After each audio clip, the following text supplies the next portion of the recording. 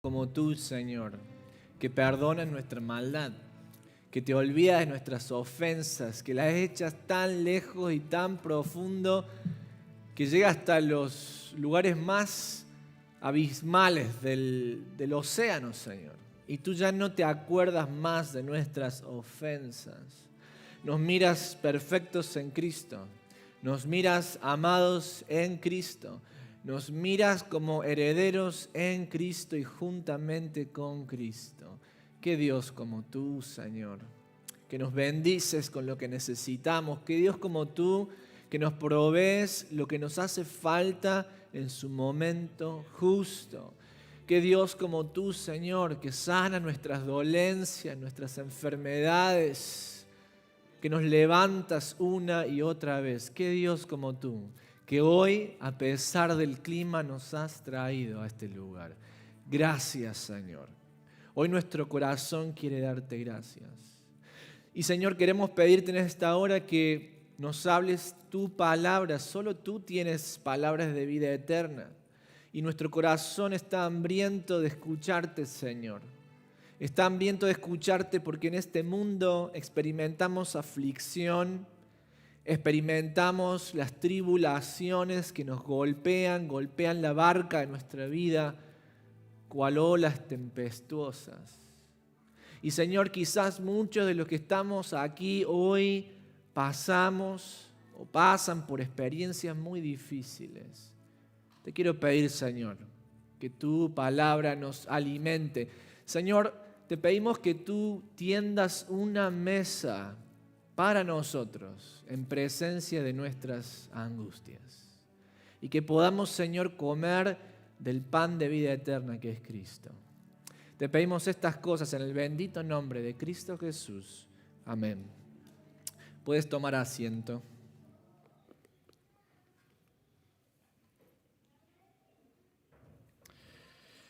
Muy buenos días a todos. ¿Cómo están?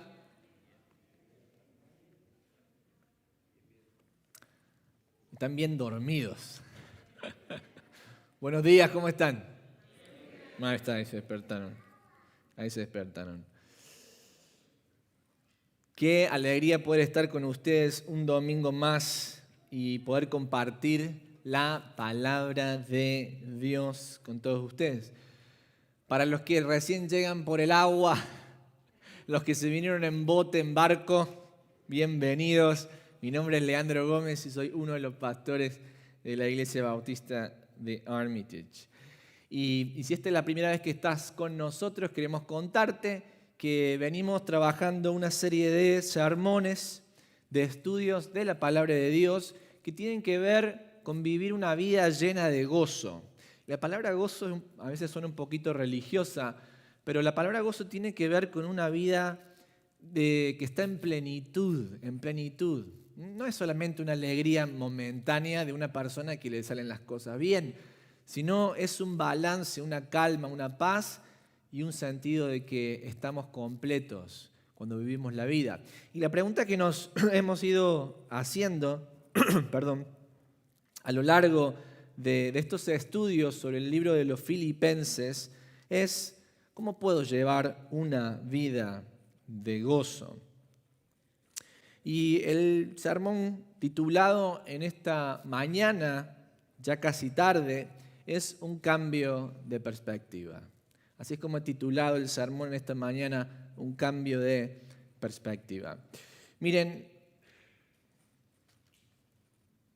lo que vamos a estar viendo en el pasaje en el día de hoy es que realmente para tener una vida de gozo hay que tener un cambio de perspectiva. Y tener un cambio de perspectiva significa cómo miramos las cosas, cómo miramos la vida, cómo miramos las cosas. Por ejemplo, hoy cayó un diluvio en la ciudad de Chicago, mucha agua, mucha lluvia. Y para nosotros los que vivimos en la ciudad, nosotros ahí estamos, ay no, cayó el agua, no podemos andar por las calles, quizás el basement de tu casa se inundó, espero que no, que Dios no lo permita, pero quizás sí, te entró un poco de agua. Y entonces cuando uno ve que cae el agua, uno se empieza se empieza como a deprimir, se empieza a preocupar. Pero ¿qué tal si tú fueras un granjero, un farmer, y tu misión en la vida fuera cosechar, tener una cosecha, ¿cómo estarías con la lluvia cuando cae? Harías feliz.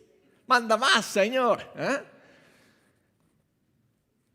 La lluvia puede ser mala para algunas personas que viven en la ciudad, pero la lluvia puede ser muy buena para los que están en el campo.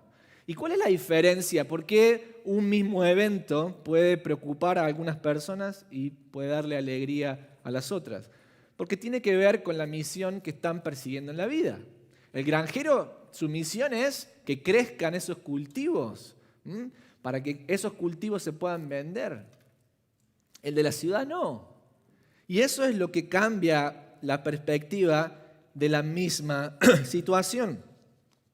Y esta es un poco la idea del apóstol Pablo a los filipenses cuando escribe su carta. Recordemos que el apóstol Pablo está preso. Esta es una carta, una epístola que él escribe desde la prisión. Y en el versículo 12 del primer capítulo, como veíamos anteriormente, Pablo le dice a los creyentes: yo quiero que ustedes sepan que estas tribulaciones y las prisiones que me han sucedido no han sido algo malo, sino que han resultado en la expansión del Evangelio.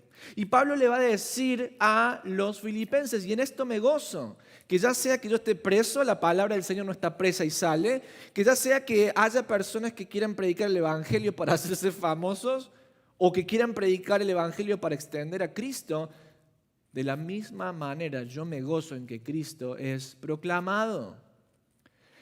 Pablo tiene una vida llena de gozo aún estando en prisión, porque el objetivo de Pablo es predicar el Evangelio de Cristo. Y es en el Evangelio de Cristo, en las buenas noticias de salvación, en el que él encuentra el gozo, aún estando en medio de la cárcel. Pero vamos a llegar en el día de hoy al versículo 27 de Filipenses capítulo 1, y te pido que abras tu Biblia en Filipenses en el capítulo 1, en el verso 27. Y la pregunta que nos hace el pasaje del versículo 27 al 30 es: ¿cómo puedo vivir una vida llena de gozo y digna del Evangelio de Cristo? Es decir, en otras palabras, pastor, si usted ya nos dijo que, bueno, yo no, se lo dice la palabra de Dios, pero ya vimos en la palabra de Dios que nuestro gozo tiene que estar fundado, cimentado en el Evangelio de Cristo, en la persona de Cristo. Fantástico. Ahora, ¿cómo lo logramos a esto? ¿Cómo vivimos una vida llena de gozo que se desprenda de vivir una vida digna del Evangelio? ¿Cómo hacemos esto? Bueno, el versículo 27 al 30, Pablo nos va a contestar esa respuesta. Y tiene que ver con un cambio de perspectiva que tiene que ocurrir en mi corazón. Yo debo dejar mi perspectiva humana para tomar la perspectiva de Dios. Debo dejar la perspectiva terrenal para adquirir la perspectiva eterna. Hay un salmo que me gusta mucho, que es el Salmo 30, en el verso 11 y 12. Miren lo que dice el salmista: has cambiado mi lamento ¿en qué? En baile. A los bautistas no nos gusta ese texto, pero eso dice la palabra. Has cambiado mi lamento ¿en qué? En baile. Desataste mi cilicio. Está hablando de una situación cuando los hebreos se sentían tristes, hasta se echaban cenizas, se echaban cenizas sobre ellos mismos para decirle a la gente que estaban tristes hasta el punto que sentían que su vida estaba quemada, destruida. Me sacaste, desataste mi cilicio y me ceñiste ¿de qué? De alegría. Es decir, el Señor cambió esa túnica de luto y me puso una nueva vestidura de alegría. Por tanto, a ti cantaré, gloria mía, y no estaré callado. Edwin, ¿no tenemos un corito así? Podemos cantarlo la semana que viene. Por tanto, a ti cantaré, gloria mía. ¿Y qué dice? Y no estaré callado. Jehová Dios mío, te alabaré para siempre. ¿Cómo cambiamos nuestra tristeza en baile? ¿Cómo cambiamos una vida de una perspectiva de luto, dolor, por una vestimenta de alegría? Vamos a verlo en la palabra de Dios. Filipenses capítulo 1, verso 27. Solamente que os comportéis como es digno del Evangelio de Cristo, para que, sea que vaya a veros o que esté ausente, oiga de vosotros que estáis firmes en un mismo espíritu. Hasta aquí nomás. El apóstol Pablo va a dar esta primera orden a los filipenses de cómo pueden hacer este intercambio de perspectiva, de cómo pueden hacer que su tristeza se convierta en gozo. Y la primera enseñanza que vemos en este pasaje es que debo cambiar mi perspectiva de lo que significa relacionarme con otros en la vida. Y este mandato o esta enseñanza está relacionada al mandato de estar unidos en el Espíritu. ¿Cómo es que yo puedo cambiar mi tristeza por gozo? Bueno, en primer lugar, lo que tiene que cambiar es mi perspectiva de lo que significa relacionarme con otros en la vida. El apóstol Pablo comienza diciendo: solamente les pido que se comporten como es digno del Evangelio. Acuérdense que él ha venido diciendo: yo estoy preso y les pido a ustedes que oren por mí para que ya sea que viva o que muera, el nombre de Cristo sea glorificado. No se entristezcan, pero solamente les pido esto. Es como cuando tu mamá te dice: mira, me voy a ir con tu papá a hacer las compras en el supermercado y tú me pediste quedarte en la casa. Ok, te puedes quedar en la casa, pero solamente te pido, ¿y qué te dice? Que laves los platos, tiendas las camas, hagas la tarea, y después, si te sobra tiempo, que juegues los videojuegos. ¿No te dice eso tu mamá? Bueno, esto es un poco lo que le dice el apóstol Pablo. Miren, yo estoy aquí en prisión, estoy sufriendo por el Señor, no se preocupen, pero solamente les voy a dar estas 3 tareas que ustedes tienen que hacer para vivir el gozo, experimentar el gozo que yo siento. Y esa primera tarea que les da es que nos comportemos como es digno del Evangelio de Cristo. En otras versiones o variantes textuales en el griego es que nos comportemos como ciudadanos del reino de Dios, dignos del Evangelio de Cristo. ¿Y qué significa esto? Bueno, los filipenses sabían lo que era ser un ciudadano romano en la época. Ellos sabían que como ciudadanos romanos tenían derechos, tenían obligaciones también, pero un ciudadano romano estaba orgulloso de ser ciudadano romano. Yo soy ciudadano romano. Lo que el apóstol Pablo le está diciendo a los cristianos, a los creyentes en Filipo es: ustedes estén, no quiero usar la palabra orgullosos, pero valoren la ciudadanía que ustedes tienen en los cielos y compórtense en este mundo terrenal como embajadores de esa ciudadanía que ustedes tienen en los cielos. En otras palabras, el apóstol Pablo le está diciendo: hermanos filipenses, ustedes pueden ser ciudadanos romanos o no, ustedes pueden ser judíos o gentiles o de otras naciones, eso no importa tanto. Lo que más importa es que ustedes vivan representando a Cristo y a la Jerusalén celestial a la cual ustedes pertenecen. Vivan representando bien a su país. Y verdad que cuando uno quiere representar bien a su país, no empieza a hablar de las cosas malas de su país, ni de los problemas, ni de la corrupción. Hace el mejor plato de comida, ¿verdad que sí? Para que otra persona pueda tener un gustito del país de uno. Y lo que el apóstol Pablo le está diciendo: ustedes vivan como si fueran colonos, como si fueran que ustedes han sido enviados de parte del cielo para vivir en esta embajada que es la iglesia y expandir el reino de Dios. Pero comportarse como un ciudadano del reino y digno del Evangelio nos lleva a que nosotros nos hagamos esta pregunta, y la pregunta es muy profunda. Tiene que ver con quién soy yo. ¿Qué es lo que define mi identidad? Y esta es una pregunta que quiero que nos hagamos tú y yo en esta mañana. ¿Quién eres? ¿Quién eres? ¿Qué es lo que define tu identidad? A veces nos pasa que el lugar de nuestro origen, nuestra raza, nuestro país, nuestra familia, terminan definiendo más nuestra identidad que Cristo. Y lo que el apóstol Pablo le dice: hermanos, ¿ustedes quieren tener gozo? Pues empiecen a definir su identidad como miembros y ciudadanos del reino de los cielos. Ahora, ¿por qué es importante esto? Porque esto nos ayuda a entender lo que sigue diciendo en el versículo 27. Solamente que se comporten como es digno del Evangelio, como ciudadanos del reino, para que, o sea que vaya a verlos o que esté ausente, es decir, yo no sé si voy a morir aquí o voy a quedarme aquí preso toda la vida, o quizás pueda ir a verlos. No sé qué va a pasar en mí. Pero sea que pase lo que el Señor quiera, yo pueda oír que ustedes están firmes en un espíritu. Es decir, cuando yo sé quién soy en Cristo, entonces puedo estar firme. Pero si yo no sé quién soy en Cristo, van a empezar a venir un montón de filosofías, movimientos, cuántas voces en el mundo que te quieren definir a ver quién eres tú.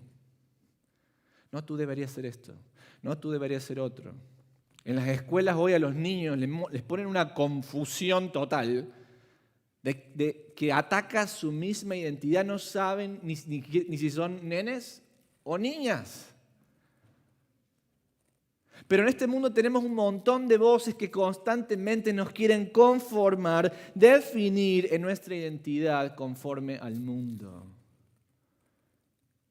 Y no es posible que yo pueda permanecer firme en el Señor si primero no sé quién soy.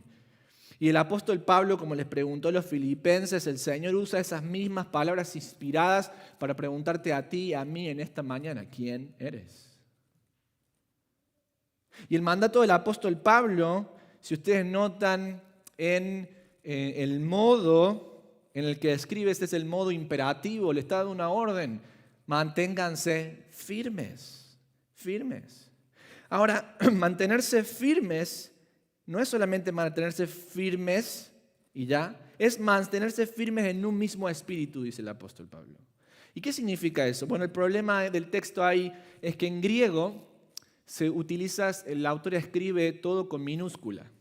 Entonces la palabra espíritu, los eruditos no saben bien si está refiriendo que mantengamos un mismo espíritu significa todos pensando lo mismo, estemos juntos, o mantenernos en un mismo espíritu significa que nos mantengamos todos unidos al Espíritu Santo.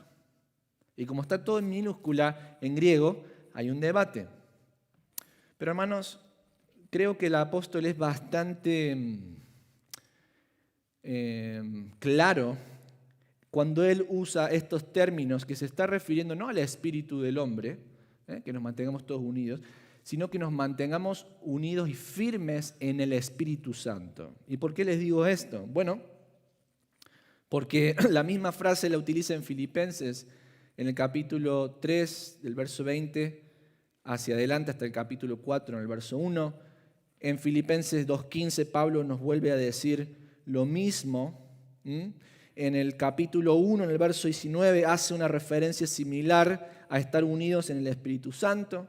Y este mismo vocabulario lo utiliza también en Efesios en el capítulo 2, versículo 18, y 1 Corintios, verso 12 al 13. Utiliza la misma frase. Entonces, cuando el apóstol Pablo nos dice que nos mantengamos firmes en un espíritu, lo que nos está diciendo es que nos mantengamos firmes en el poder del Espíritu Santo. Y esto tiene todo sentido. ¿Por qué, hermanos? Porque nosotros no podemos mantenernos firmes en nuestras propias fuerzas. ¿Verdad que no? Quizás algunos han vivido un poco más, otros un poco menos, pero mientras más vivimos nos damos cuenta que nosotros pensábamos que éramos fuertes hasta que nos vino una que nos pegó y nos tiró al piso. ¿Verdad que sí? La única forma de mantenerme firme en esta profesión de vida a la que Cristo me ha llamado es que yo me mantenga firme en el poder del Espíritu Santo. No a mis propias fuerzas, en el poder del Espíritu Santo. Y cuando la iglesia está unida en el poder, o está firme en el poder del Espíritu Santo, entonces es una iglesia que está real y verdaderamente unida. Y esto es la misma idea que Pablo le dice a los filipenses en el versículo 3, en el verso 20 en adelante. Dice así la palabra: porque por ahí andan muchos de los cuales os dije muchas veces, y aún ahora lo digo llorando, que son enemigos de la cruz de Cristo, el fin de los cuales será perdición, cuyo Dios es el vientre y cuya gloria es su vergüenza, que solo piensan ¿en qué? En lo terrenal.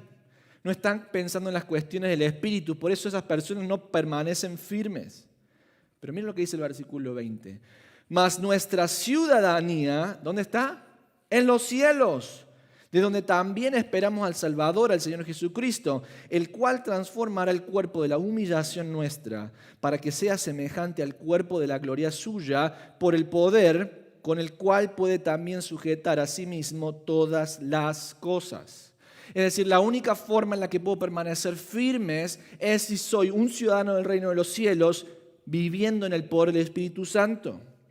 Y en el capítulo 4 termina esta unidad textual el apóstol Pablo diciendo, así que hermanos, porque somos ciudadanos del reino, porque tenemos el poder del Espíritu Santo, así que hermanos míos, amados y deseados, gozo y corona mía, estad así firmes en el Señor, amados. Y en el versículo 2 le dice, le ruego a Euodia y a Síntique que sean de un mismo sentir en el Señor. Es decir, cuando el creyente sabe quién es en Cristo, cuando se para firme en el Espíritu Santo, entonces podemos hablar de que usted y yo tengamos una unidad. Y en el caso de los filipenses, Euodia y Síntique eran como las matronas de la congregación. Eran como las matronas de la congregación y amaban al Señor y trabajaban por el Señor. ¿Pero qué les pasaba? ¿Tenían desacuerdos? ¿Se peleaban? No, es que al sofrito hay que ponerle cilantro y culantro. Y otro decir, no solamente cilantro. Y eran tan fuertes las dos el carácter que se estaban ahí golpeando. El que sea puertorriqueño que entienda la referencia. Hermanos, a veces predicamos o queremos a los pastores instarlos a ustedes a una unidad, a que se lleven bien, a no se peleen, pero lo hacemos mal. ¿Por qué? Bueno, hermanos, ya está, deje, perdónense. Pero lo que realmente tenemos que preguntarnos en primer lugar es ¿quién soy? ¿Soy un ciudadano de los cielos o no? Porque si soy un ciudadano de los cielos, me voy a comportar como un ciudadano de los cielos. ¿Y qué hace un ciudadano de los cielos? Perdona. ¿Y qué hace un ciudadano de los cielos? Aguanta. ¿Y qué hace un ciudadano de los cielos? Busca siempre el interés del otro antes que el suyo propio. Cuando vivo de esa manera, usted dice, uy, pastor, pero ¿quién puede hacer eso? Nosotros podemos hacerlo en el poder del Espíritu Santo. El poder del Espíritu Santo nos ha capacitado para que podamos vivir una vida conforme y digna del Evangelio. Y cuando eso ocurre en la iglesia, entonces nosotros podemos tener verdadera unidad. Ahora tú miras, ¿qué tiene que ver esto conmigo? Bueno, tiene mucho que ver. Mucho que ver. ¿Por qué? Bueno, porque tenemos que preguntarnos, si queremos tener una vida de gozo, ¿quiénes son las personas con las que me estoy asociando? No podemos tener gozo si nosotros no estamos unidos, estando firmes en el poder del Espíritu Santo, reflejando nuestra ciudadanía celestial. Y a veces tenemos que hacernos una pregunta. ¿Dónde está puesta mi lealtad? Miren, a veces los problemas en la iglesia se dan porque nuestra lealtad está puesta con mayor intensidad en alguien más que no sea Cristo y su pueblo. Fíjate que el apóstol no le está diciendo, mira, quiero que te comportes como es digno de un republicano.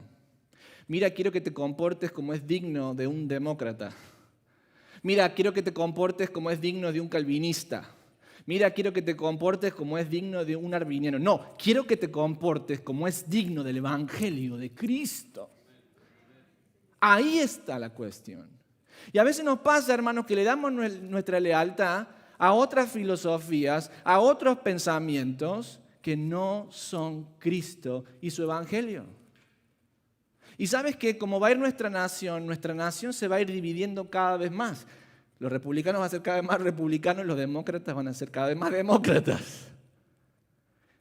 Ahora, si yo soy más leal a esos partidos políticos que a Cristo, entonces no me voy a estar comportando como un ciudadano del reino. Entonces voy a empezar a sentir esa distancia con los hermanos de la iglesia. Entonces no voy a poder vivir una vida de gozo. ¿Quién tiene más lealtad en tu vida? ¿El pueblo de Cristo o tu familia terrenal. Ay, pastor, ¿eres un ciudadano del reino o no? ¿Qué es la iglesia para ti?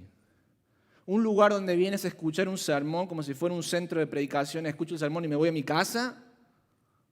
¿O es un lugar donde vengo no solamente a escuchar la palabra de Dios, pero a permanecer firme en amor los unos con los otros? ¿Tienes realmente conexión con el cuerpo de Cristo, que es su iglesia? Y mira, yo sé que quizás la iglesia te ha lastimado, vienes con experiencias muy difíciles. Pero este es el diseño que Cristo ha puesto para que nosotros tengamos gozo. Mira, te hago otra pregunta. ¿A quién eres más leal? ¿Le eres leal a Cristo o le eres más leal a la jovencita o al jovencito con el que te quiere casar? Ah, pastor, pero es que mi novio o mi novia no conocen de Cristo, pero igual me voy a casar. No, no lo hagas. ¿Por qué? Porque te vas a estar uniendo en yugo desigual. ¿Tú crees que vas a llevar una vida de gozo? Oh, no la vas a llevar. Porque él o ella siempre van a querer apuntar a las cosas terrenales del mundo y el Espíritu Santo de Dios que mora en ti va a querer siempre apuntar a las cosas del Señor porque tu ciudadanía está en los cielos. ¿Crees que vas a vivir una vida de gozo? No la vas a vivir. Hermanos, cuando nosotros nos entregamos al Señor, el Señor empieza a cambiar nuestras relaciones. El Señor empieza a cambiar nuestras lealtades y empieza a construir su identidad en nosotros. A veces no tenemos gozo porque no sabemos quiénes somos en Cristo, porque no nos paramos firmes en el Espíritu y por lo tanto no tenemos la conexión con los hermanos de la iglesia. Vamos a avanzar. En segundo lugar, ¿cómo hacemos? Dijimos, para vivir una vida llena de gozo y para vivir dignos del Evangelio. En segundo lugar, debo cambiar mi perspectiva en el objetivo de mi vida. Y esto tiene que ver con el mandato de combatir unánimes por la fe del Evangelio. Sigue el versículo 27 diciendo, para que oiga de vosotros que están firmes en un mismo espíritu, combatiendo, ¿cómo? Unánimes por la fe del Evangelio. ¿Por qué es que el apóstol quiere que ellos estén unidos? O como veíamos en la clase del estudio bíblico que nos enseñaba el hermano Alexander, arraigados y cimentados en el amor de Cristo. ¿Por qué? Porque en este mundo vivimos en una batalla campal. Es una batalla constante. Siempre va a haber problemas en el matrimonio, siempre va a haber problemas en la escuela, siempre va a haber problemas con los hijos, siempre va a haber problemas en el gobierno, siempre va a haber problemas en la ciudad, siempre va a pasar algo, alguien le va a chocar su carro y usted ya venía con un millón de cosas encima y ahora le chocaron el carro. Siempre va a pasar cosas malas y tenemos el pecado, el diablo y el sistema del mundo que constantemente batallan contra el creyente. Necesitamos estar firmes en la fe porque no somos turistas en este mundo, somos soldados. Y no podemos ir por la vida como si fuéramos un turista en un campo de batalla. ¿Qué le pasa a un turista en un campo de batalla? Lo destruyen. Esta semana leí una noticia de un tanque ruso en la guerra de Rusia y Ucrania, y mientras iba el tanque, uno de los crew members, de la tripulación, sacó su celular para hacer un video en TikTok. Y cuando estaba haciendo su video en TikTok, le cayó una bomba. ¡Pum! Filmó su propia destrucción, sin saber. Pero ¿sabes que a veces hacemos lo mismo? A veces nos comportamos como si en este mundo fuera, ¡ay, está todo bien en este mundo! Y ahí estamos con el celular y nos estamos filmando y nos estamos grabando. Y venimos a la iglesia como si fuéramos turistas. No, yo vengo a sentarme ahí y que a mí me sirvan. Y si el pastor dijo algo que no me gustó, me voy. Y si el de la música tocó una cuerda ¡ping! Que no era, no, ¿cómo puede ser? ¿Quién se cree que es? Miren, yo le voy a decir algo. La reina de Inglaterra era una sola y se murió.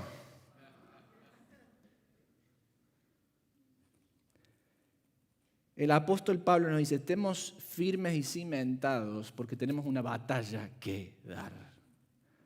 Y la batalla no es una batalla para que seamos mejores personas. La batalla no es una batalla para que seamos mejores amigos. La batalla es una batalla por la fe del Evangelio. Esa fe que pasó de nuestro Señor Jesucristo, el Dios hecho hombre, que murió en la cruz por nuestros pecados, que fue sepultado, que resucitó al tercer día y fue llevado a los cielos con gran poder, que luego fue dado el testimonio a los santos apóstoles hace más de 2000 años atrás, y que a través de la sangre de los mártires, a través del testimonio de santos, hombres y mujeres piadosos, nos ha llegado el testimonio de la fe del Evangelio puro y sin corromper. Por eso luchamos, hermanos. Por eso estoy aquí en este domingo. Por más de 2000 años que Dios sigue llamando a la esperanza de una nueva creación. Por eso luchamos.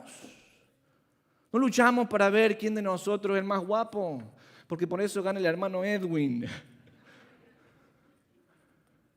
No estábamos luchando para ver quién es el más exitoso, a ver quién de la congregación es el más exitoso, o quién canta mejor, o quién habla mejor, o a quién le va mejor en la vida, o a ver si los hijos pueden ir a la universidad o no.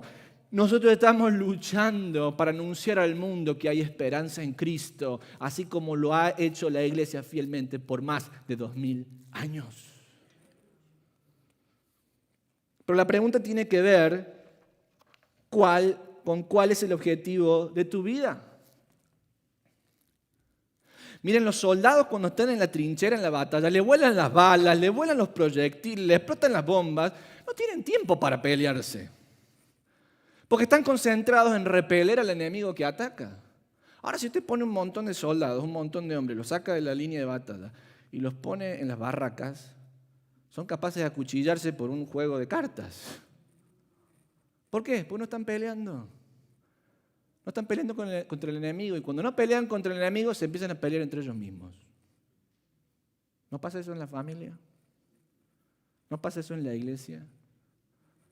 Hermanos, ¿cuál es el objetivo de tu vida y de la mía? El apóstol Pablo usa la palabra para que estén combatiendo unánimes. Esa palabra combatir es una palabra militar que usa el apóstol Pablo, que da la idea de la formación de la legión romana o quizás de las falanges griegas, cuando Filipo de Macedonia conquistó la ciudad, las falanges griegas o la legión romana venían todos juntitos al lado, levantando el escudo. Si mi compañero del lado tiraba el escudo y se empezaba a sacar fotos en el celular, me pegaban a mí.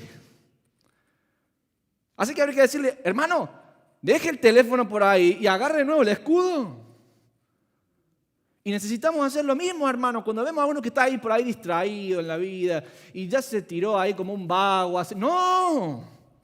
No, levante el escudo de la fe. ¿Estás sirviendo en la iglesia? ¿O solamente vienes a sentarte? Uy, pastor, ¿cómo se vino hoy? Hoy me vine con todo, Hoy me vine con todo. ¿Estás viviendo como un turista o como un soldado? La palabra combatir tiene un énfasis en el esfuerzo físico que tiene que hacer el soldado para avanzar y repeler la fuerza del enemigo. Y mire, ni usted ni yo somos soldados, pero mire, para que lo entendamos todo, le quiero dar 2 ejemplos. Quizás tuviste algún familiar en tu familia, algún miembro muy amado de la familia que se enfermó y que ha quedado inmovilizado, que no se puede mover. ¿Y qué hace la familia cuando eso pasa? Viene un miembro de la familia, la mamá o el papá, el que sea, y lo levanta de arriba y el otro lo levanta de los pies. Y los tres están ahí haciendo un esfuerzo físico y viene el otro y le pone la cama y lo limpia para que venga y se pueda acostar ese familiar. Hay un esfuerzo físico. Y se trabaja en coordinación con el otro. Quizás no te ha pasado eso, pero quizás has tenido un bebé y viste cuando el bebé está llorando a mares, le agarró un tantrum y le tienes que cambiar el pañal y el bebé se retuerce por todos lados, entonces la mamá lo llama al papá y uno lo tiene al bebé y el otro le está poniendo el pañal. Y ahí la pareja no estaba pensando, bueno, a ver en qué nos vamos a pelear, se le olvidó todo. ¿Por qué? Porque tienen que trabajar juntos. Tienen que hacer un esfuerzo. Querido, ¿te estás esforzando por expandir el evangelio con aquellos que están al lado tuyo? ¿O solamente las personas que tienes a tu lado en las bancas son solamente compañeros de banca? ¿Qué pasa cuando te pasa algo terrible? ¿A quién llamas? ¿A quién vas? ¿A quién recurres? El Señor nos dice no solamente que estemos firmes en el Espíritu, pero combatiendo unánimes, como un solo hombre, por la fe del Evangelio. Pero en último lugar, para que yo pueda tener ese gozo que tanto anhelo, no solo debo cambiar mi perspectiva de las relaciones que tengo, no solamente debo cambiar mi perspectiva del objetivo de mi vida, también debo cambiar mi perspectiva de lo que me causa temor en la vida. ¿A qué le temes? ¿A que vuelva a mi casa, pastor, y el basement esté inundado? Bueno, está bien, te lo doy hoy. ¿A qué le temes en tu vida?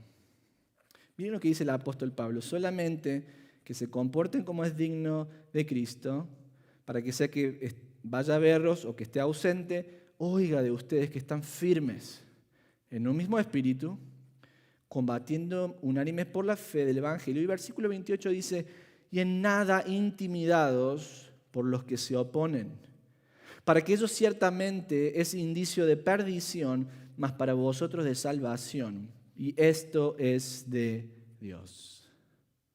En último lugar, cuando pienso en la idea de cómo hago para cambiar mi lamento en baile, tengo que cambiar mi perspectiva de lo que me causa temor en la Biblia.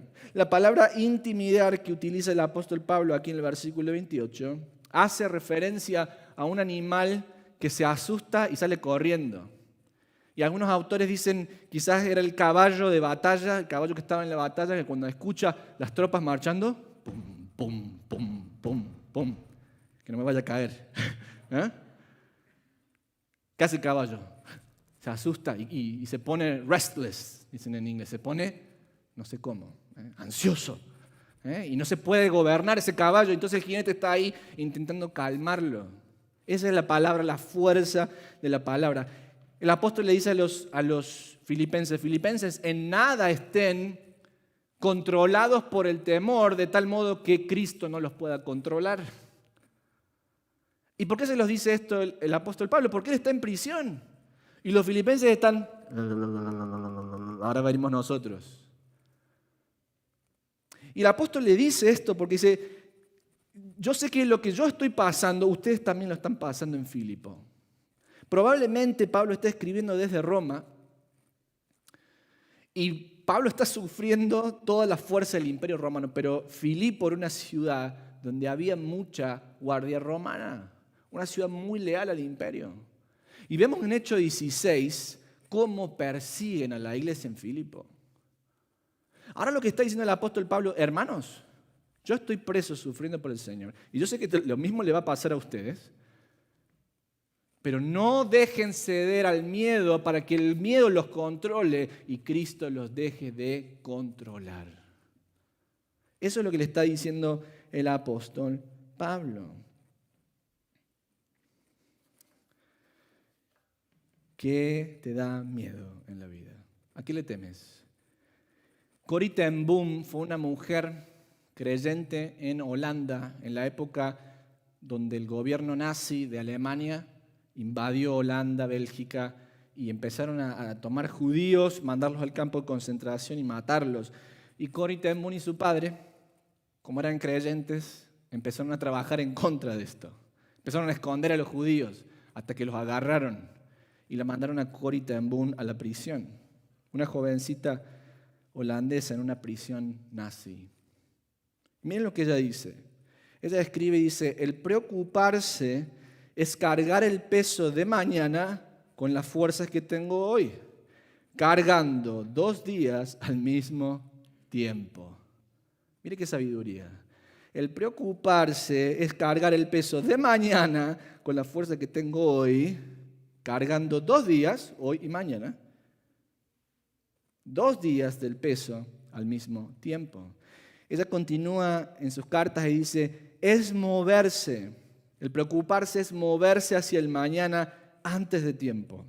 El preocuparse no vacía el mañana de sus tristezas, sino que vacía el hoy de sus fuerzas. El preocuparme no va a hacer que mañana me sienta lleno de gozo. El preocuparme solamente, el temer solamente, va a consumir las fuerzas que tengo para luchar hoy. Hermanos, vienen tiempos difíciles. Yo mal haría de venir a pararme aquí y decirle, todo va a estar bien, no se preocupen y todo les va a ir bien. No. Pablo termina escribiéndole a los filipenses en el versículo 29 diciendo, porque a vosotros es concedido a causa de Cristo no solamente el que creáis, sino el que padezcáis por Él. Hermanos, vamos a padecer a causa de Cristo. ¿Usted no quiere padecer? No siga la cruz. ¿Usted no quiere padecer? Agarra esa puerta que está ahí, váyase y no vuelva nunca más. Y no va a padecer. Porque el mundo a sus amigos les da la palmadita en la espalda. Pero si usted ha creído en Cristo Jesús y ha sido sellado con el Espíritu y la promesa y está siguiendo a Cristo, hermano, usted y yo vamos a padecer. ¿Y cómo me doy cuenta que vamos a padecer? Miren, se murió la reina de Inglaterra. Y usted dice, ¿para qué? ¿A quién le importa la reina de Inglaterra? ¿Por qué gobernó todos los diarios? Y, bueno, si a usted le gusta el paparazzi y todas esas cosas, bueno, le puede gustar. Pero la muerte de la reina de Inglaterra culminó un reinado de 70 años que tuvo la monarca británica, que es tan importante para el occidente, porque es una de las últimas figuras, cabezas de Estado del Commonwealth británico, que son 54 países, la reina era la cabeza de 54 países, que mantenía los principios judeo-cristianos y de Occidente. Y esa generación se fue. La generación de los baby boomers se está yendo. Y hay una generación nueva que está surgiendo, que es una generación que está en contra de los valores judeo-cristianos. En los 80 uno podía ser pastor y la gente le palmeaba la espalda. Qué bien que es pastor. Pero ser pastor en estos días y en los días que vienen va a ser un enemigo público del Estado. Y usted también va a ser un enemigo público del Estado. Y yo se lo estoy dejando saber para que cuando pase, usted no diga, ay, pastor, usted nunca nos preparó para esto. Pero ¿cómo no? Si aquí la palabra lo va diciendo. Pero lo que nos invita a cambiar el apóstol es nuestra perspectiva del temor. ¿A qué le temes? Jesús dijo, no le teman a los que pueden matar el cuerpo, porque matado el cuerpo no tienen más poder. Temanle al que puede destruir tanto el cuerpo como el alma en el infierno. Y lo que el apóstol Pablo dice es, no le teman, no sean intimidados por aquellos que van a querer venir a tomar el púlpito y dejar de predicarles la palabra de Dios y empezar a predicarle cualquier otra cosa. No le teman. ¿Por qué? Porque para ello es señal de perdición, dice el apóstol en Filipenses. ¿Qué significa eso? El apóstol sabe que cada persona que se oponga al gobierno de Cristo es una persona que será destruida. Mas para vosotros, dice el apóstol Pablo, es una señal de salvación. Lo que el apóstol Pablo dice, no teman porque Cristo gana siempre. Y aun aunque a usted y a mí nos tocara dar el sacrificio final por Cristo y entregar la vida y ser muertos a causa del Evangelio, ¿sabe qué va a pasar? Cristo nos va a resucitar de nuevo en la era venidera. El cristiano no pierde nunca. Y ese es el punto del apóstol Pablo en el versículo 21. Yo no pierdo, porque si me matan me voy con Cristo, que es mucho mejor, pero si me quedo amándolos a ustedes. No hay forma de perder. Hermanos, ustedes están sentados aquí no como un cordero que va camino al matadero. Ustedes están sentados aquí en la victoria de Cristo Jesús. No hay forma de perder. No hay forma de perder. Y como sabemos que no hay forma de perder, por eso podemos sufrir. Miren, tengo un gráfico para terminar y mostrarles del pasaje. El creyente está en el medio. Para permanecer firmes tenemos que tener el poder del Espíritu Santo y con ese Espíritu vamos hacia adelante combatiendo por la fe. Pero hay una fuerza que viene de afuera, es la fuerza que nos quiere intimidar. Y nosotros tenemos que resistir, repeler y avanzar, pero tenemos que avanzar juntos. Mira, termino el sermón de hoy con uno de los personajes de la historia cristiana que más me gusta, que se llama Perpetua de Cartago. Quizás yo le conté lo de esta mujer. Perpetua era una mujer cartaginense de alta alcurnia, de alta sociedad, una aristócrata del Imperio Romano, que fue martirizada en el año 203. ¿Escuchó? Hace casi ya más de 1800 años que esta mujer fue muerta. Y Tertuliano, que es otro de los grandes padres de la iglesia, escribió sobre ella y tomó los retazos de las cartas que ella escribió en la prisión. Y cuenta Tertuliano con las cartas que escribió Perpetua, que cada día que pasaba en la cárcel, Perpetua avanzaba en su fe y cada vez se convertía en más personas. Le tocaba el día de su sentencia y se la posponían. Para ese día ya los compañeros de celda se habían convertido al Evangelio. Pasaba un día más que le prolongaban el día de su ejecución. Ahora ya no solamente sus compañeros de celda, sino los gladiadores que estaban al la después la querían matar, hasta ellos se convertían. La sacaron a Perpetua y la tiraron con Felicitas, su sierva, a las bestias para que se las coman. Las bestias no se la comían. La volvieron a meter adentro a Perpetua. Para ese momento pasó otro día más. Ese día el adjudicador de la prisión ya era cristiano. Perpetua era un virus. Perpetua era un virus. Y cada vez que la sacaban a la arena para que se la coma una fiera, y por voluntad del Señor, el Señor no permitía que eso pasara, la traían adentro de nuevo. ¿Y sabe qué le decía ella a los creyentes que estaban con ella? Todos ustedes deben permanecer firmes en la fe y amarse el uno al otro. Y no desanimarse por lo que nosotros hemos pasado. Hermanas de la congregación, miren qué ejemplo. Perpetua no estaba preocupada por a ver cuál era la novela de las 5 y si se la perdía. Hoy me perdí la novela tal o cual. Perpetua era una mujer de integridad y era una mujer líder. Que en el momento en el que tocó liderarle, lideró el Evangelio en la cárcel. Y nos muestra la historia que cada vez que la tiraban a Perpetua con sus amigos creyentes a que mueran, las fieras, las bestias, no las comían. Y los creyentes que estaban con ella, Saturnino y otros, cuando salían la multitud, decían, van a morir ustedes. Y Saturnino les decía, el Señor les va a condenar si siguen este camino. No se amedrentaban, no se amedrentaban. ¿Cómo fue que intentaron que se los coman tantas veces que al último la gente se cansó y le pidió al procónsul que los terminen matando a los gladiadores y los pasaron a filo de degüello? Pero ¿qué nos demuestra esta historia? Que realmente, hermanos, cuando caminamos en el Espíritu Santo, el que teme es el mundo, no nosotros. Aunque nos quiten la vida. Los que van en retirada es el mundo, no nosotros. Quisiera que oremos para terminar. A veces queremos vivir una vida de gozo, pero no queremos basar nuestra identidad en Cristo, ni relacionarnos con su pueblo.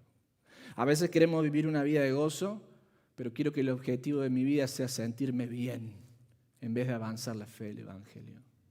A veces queremos vivir una vida de gozo, pero nos dejamos llevar por el temor de las cosas de este mundo, en vez de temer a Dios. ¿Quieres una vida de gozo en esta mañana?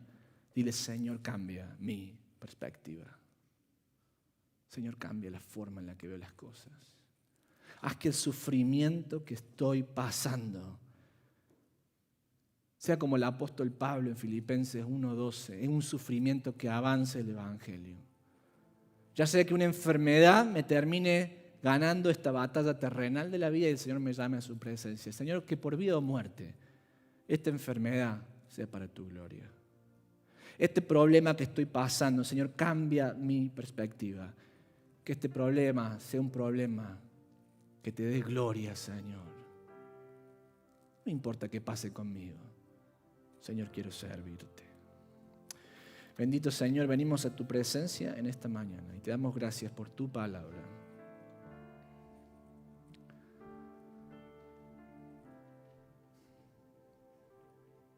Señor, cambia nuestra perspectiva.